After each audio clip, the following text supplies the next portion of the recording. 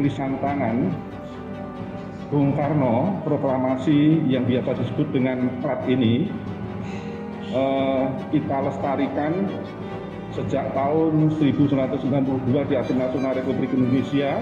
Ini tahun kedua, ini dihadirkan di Istana Negara bersandingan dengan proklamasi Ketikan Said Timur-Leste dan juga bendera pusaka, dan juga selama ada di istana itu juga pengaturan suhu dan kelembapannya, bahkan pencahayaannya diatur sedemikian rupa.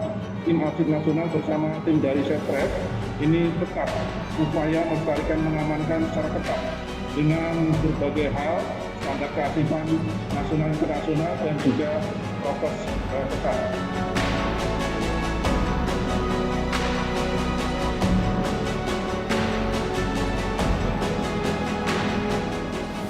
Kami terima dari Andri, yang selanjutnya akan kami bawa ke Istana Merdeka, dan rencananya besok pada tanggal 17 Agustus 2020 dokumen tersebut akan dihadirkan dan disandingkan dengan bendera pusaka pada upacara detik-detik proklamasi kemerdekaan Republik Indonesia yang berada di Sumber Tomo.